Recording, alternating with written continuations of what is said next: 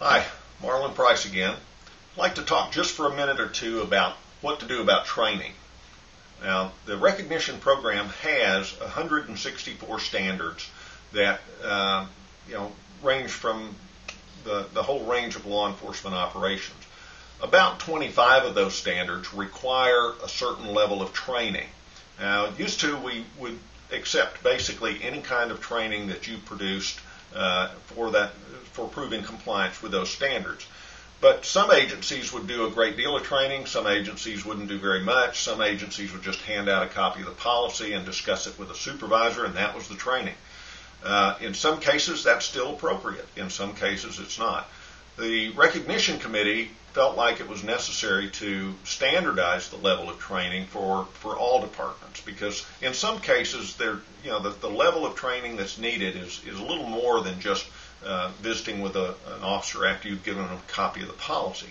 So the recognition committee in this latest version of our standards manual, in each standard that requires training, there is a certain level of training that's identified. Now, you can always do more training if you wish, but there is a minimum level that you have to meet and have to show that you've done that in order to meet that standard. So one of the things you'll want to do is take a look at what the standard requires for training. Now, in the back of the standards manual, there's even an appendix back there that kind of discusses the level of training, and I'd advise you to review that as well. But in smaller departments, sometimes it is difficult to actually get all the training that you need anyway. Now, it's always advisable to have, even in the smallest departments, somebody in the department that is a certified instructor, and that way you can conduct training inside your own organization for your officers. You still have to meet all the TCLOS requirements. You still have to have a lesson plan. You still have to have the files of who attended the class and what was taught in the class and those kinds of things. But you can do it in-house. And one of the tools that we've tried to produce that will help you is a new download, and I'd like to show it to you. If you'll go to the website and you'll go to your download section like you normally do, and over here under Sample Policies, Forms, and Reports, if you'll open that up, and then let's scroll down to the very bottom. And this is a brand new download that's been added recently.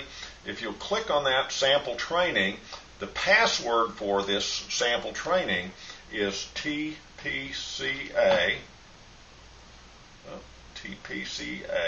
1959. And when you hit download, it will begin the download. Now, I'll show that to you. And basically, when it downloads, this is what you get.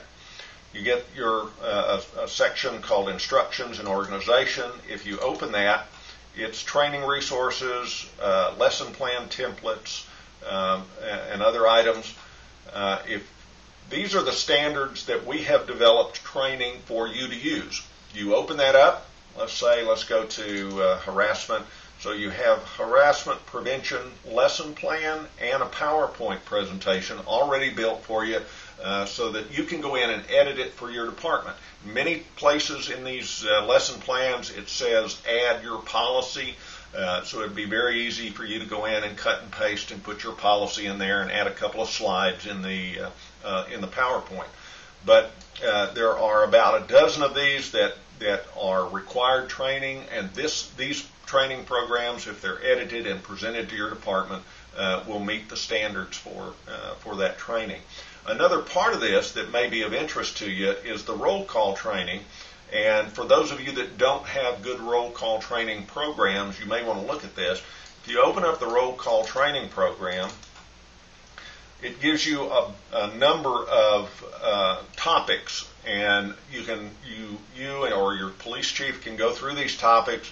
And for example, open officer safety. There's a whole bunch of roll call training bulletins that have been developed that you do you edit for your agency. If you'll open that one up, you put in your name. You can put in your badge or your patch over here if you want to.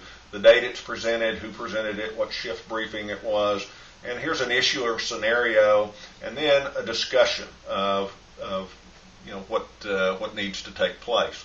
These are designed to assist small agencies in creating discussion about issues within their own agency.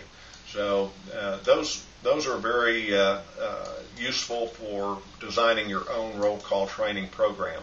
There's an ethics PowerPoint. If right now the legislative session this last time discussed requiring ethics training, and I don't believe that passed, but the ethics issues are still with us, and it may be helpful for you to use this ethics PowerPoint to present to your department as well. So there is not currently a standard regarding ethics, although we do have one on a code of conduct and a code of ethics for your agency. But this will be in addition to that if you choose to use it. So that's a little bit about training. If you have any questions about training and what is required in each standard, check the appendix in the back of the standards manual. And if that doesn't answer your questions, please give us a call.